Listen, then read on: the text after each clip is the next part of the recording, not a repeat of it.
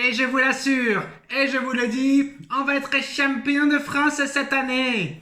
On va être champion de France cette année. Parce qu'on n'a qu'un match par semaine à jouer. On n'a qu'un match par semaine à jouer. On n'a pas de Coupe d'Europe. Le Paris Saint-Germain, ils jouent la Ligue des Champions. Ils ont 2 matchs en plus avec le nouveau format de je sais pas quoi.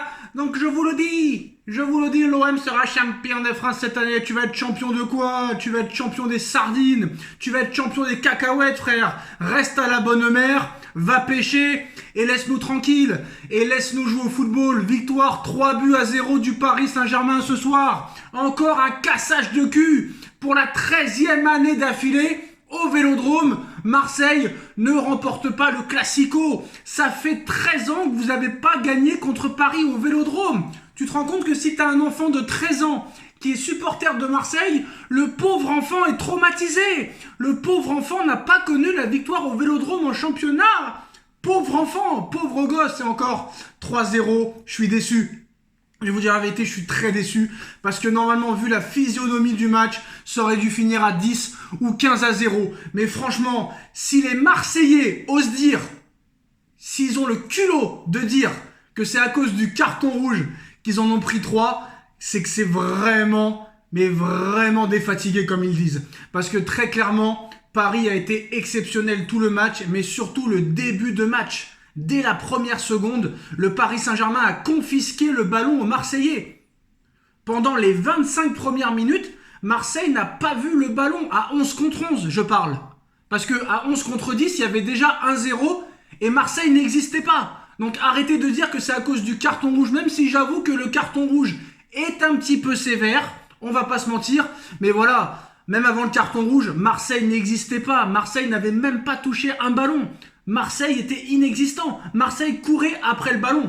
Et à 10 contre 11, ça a été beaucoup plus dur après, à 3-0. Pendant tout le match, de la première à la 92e minute, Marseille a couru après le ballon. Marseille a été complètement inoffensif. Même à 11 contre 11, Paris pressait tellement haut, Paris attaquait tellement, Paris arrivait tellement facilement à faire des passes dans la profondeur, à gauche, à droite, dans l'axe, au milieu. Joao Neves, exceptionnel, qui récupère un nombre incalculable de ballons. Vitinha qui a touché 150 ballons. Non, franchement, en première mi-temps, exceptionnel. Malheureusement, comme d'habitude, le Paris Saint-Germain en deuxième mi-temps a aussi eu les occasions, a eu le ballon, mais malheureusement n'a pas réussi à enfoncer le clou beaucoup plus.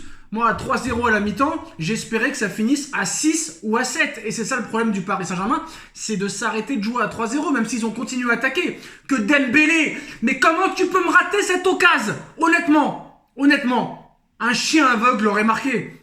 Un poisson rouge l'aurait marqué, Ousmane. Ce n'est plus possible, ce n'est plus acceptable. En Ligue 1, c'est acceptable. C'est excusable. En Ligue des Champions, c'est inexcusable. Tu n'as pas le droit de rater ce genre d'occasion, Ousmane. Alors Fabian Ruiz, il rate aussi une occasion inratable. Bon, ça peut arriver, t'es milieu de terrain, t'es pas non plus attaquant. Mais Ousmane, t'es milieu offensif. En début de saison, t'as marqué beaucoup plus de buts déjà que l'année dernière dans toute une saison. Comment tu peux rater cette occasion? C'est plus difficile de la mettre au-dessus comme tu l'as fait que de la mettre au fond.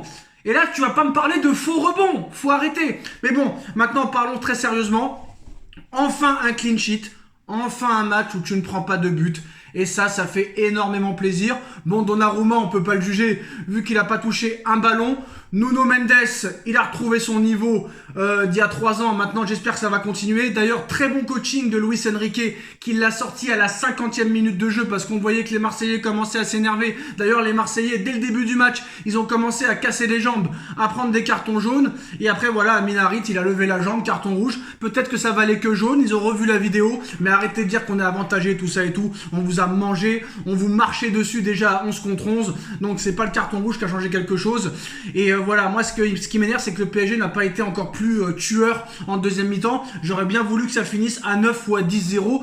Et franchement, on en avait la possibilité. Neves m'a impressionné. Je crois que c'est le meilleur match de Joao Neves au Paris Saint-Germain cette saison. Barcola, encore buteur en Ligue 1. Bah voilà, c'est ça le problème, c'est qu'en Ligue 1 ça marche. En Ligue des Champions, ça ne marche pas. Ces joueurs qu'on a à l'heure actuelle, mais ce qui est marrant, c'est que quand Marseille te dit oui, on va être champion de France cette année. Ça y est, c'est la bonne année. Cette année, c'est pour nous. Eux, ils jouent la Coupe d'Europe, nous, on la joue pas. On a fait un mercato de folie. Vous avez rien fait de folie. Vous êtes une petite équipe de Ligue 1. Et si vous accrochez déjà la 4e place, ce sera déjà bien beau pour vous. Ça fait 13 ans que vous avez rien gagné. Ça va continuer. Ça fait 13 ans que vous ne nous avez pas battus chez vous au Vélodrome et ça continuera à perdurer. Voilà, même avec une équipe beaucoup moins forte que les années précédentes, on vous bat. Avec Kangin Lee, on vous bat. Donc à un moment donné, qu'on ait Neymar ou Kangin Lee, qu'on ait Mbappé ou Asensio, qu'on ait Neymar ou Barcola, on vous bat et on vous battra toujours. Même à l'époque de Colonie Capital, on vous battait. Même à l'époque de Canal+, entre 2002 et 2004, on a fait le grand 8. On a fait le grand 8. Donc, peu importe l'équipe qu'on a, on vous cassera toujours le cul. Il vous faudrait un Covid ou un truc comme ça, ou que l'équipe soit complètement décimée ou blessée pour que vous nous battiez. Donc arrêtez de voir le titre partout.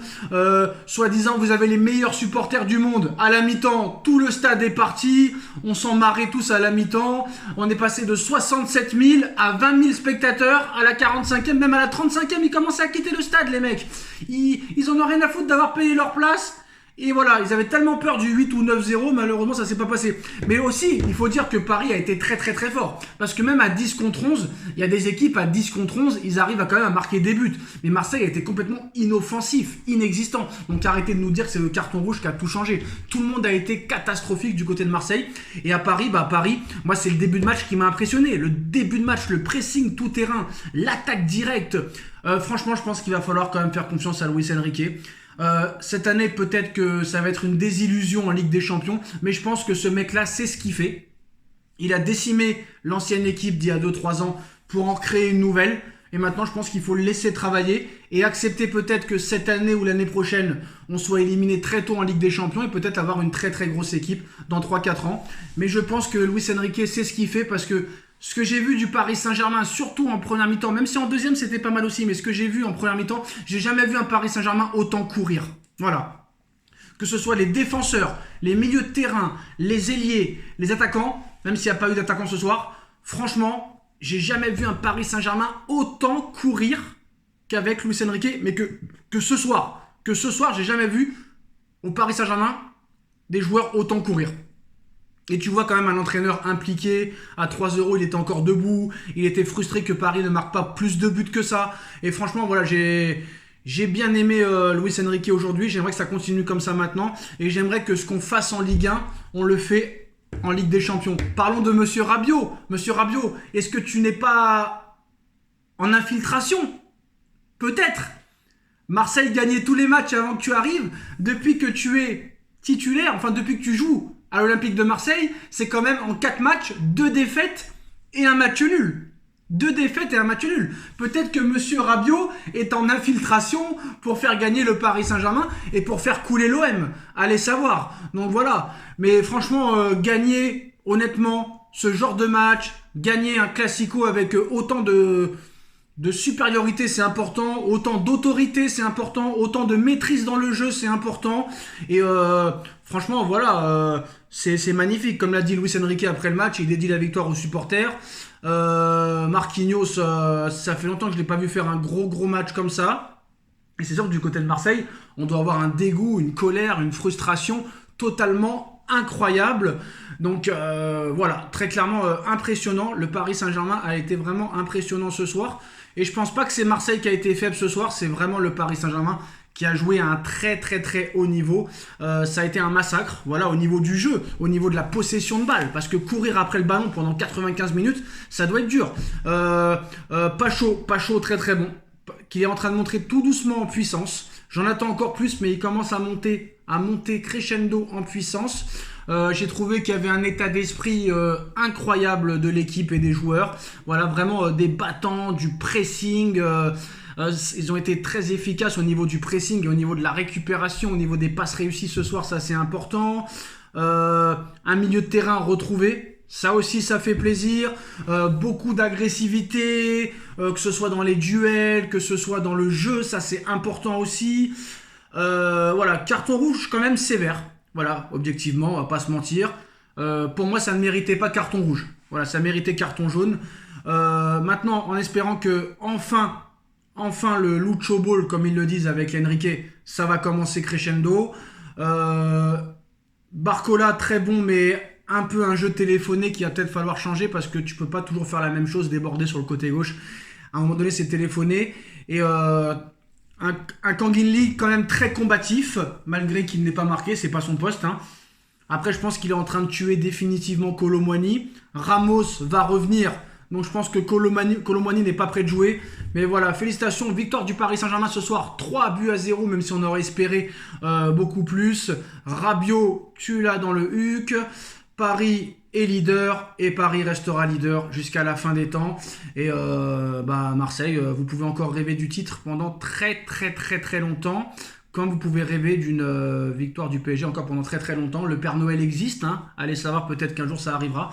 Mais voilà, le classique ce soir a viré à l'humiliation et le Paris Saint-Germain a explosé, humilié, fracassé, corrigé et gagné contre Marseille au Vélodrome.